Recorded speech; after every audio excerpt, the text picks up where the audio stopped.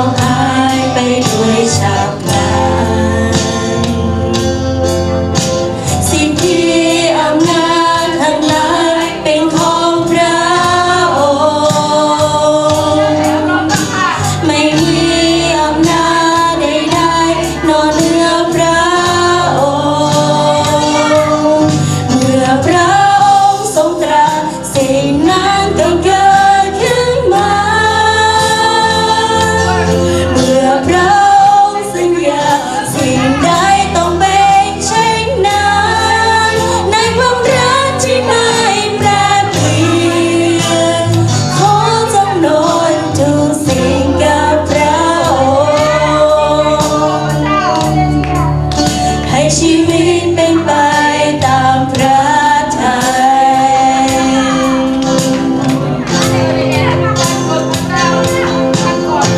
ถึงแม้ท้องฟ้าแผ่นดินจะสูญสิ้นไป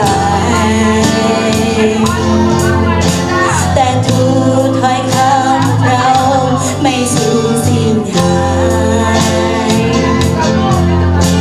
สงครามสิ่งใดสิ่งนั้นไม่อาจต้านทานตรัสแล้วจะไม่เปลี่ยนคำไม่ล่าช้าไปเมื่อพระองค์ทรงตรัสสิ่งนั้นก็เกิดขึ้นมาเมื่อพระองค์สัญญาสิ่งใดต้องเป็นเช่นนั้นในความรักที่ไม่แปรเปลี่ยนขอจำนนทุกสิ่งกับพระองค์ให้ชีวิตเป็นไปตามพระทัย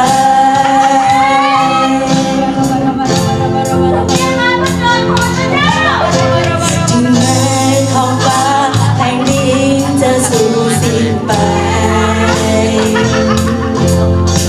แต่ทุกถ้อยคำเราไม่สูญสิ้นหายสงครามสิ่งใดสิ่งนั้นไม่อาจต้านทานตรัสแล้วจะไม่เปลี่ยนคำไม่ล่าช้าไปเมื่อพระองค์ทรงตรัสสิ่งนั้นก็เกิดขึ้นมา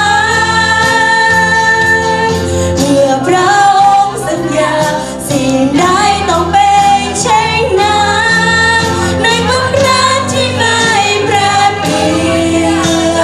ขอจำนนทุกสิ่งกับพระองค์ให้ชีวิตเป็นไปตามพระทัยเมื่อพระองค์ทรงตรัสสิ่งนั้นก็เกิดขึ้นมาเมื่อพระองค์สัญญาสิ่งใดต้องเป็นเช่นนั้นในความรักที่ไม่แปรเปลี่ยนขอจำนนทุกสิ่งกับพระองค์ให้ชีวิตเป็นไปตามพระทัยเมื่อพระองค์ทรงตรัสสิ่งนั้นก็เกิดขึ้นมาเมื่อพระองค์สัญญาสิ่งใดต้องเป็นเช่นนั้นในความรักที่ไม่แปรเปลี่ยนขอจำนนทุกสิ่งกับพระองค์ให้ชีวิตเป็นไป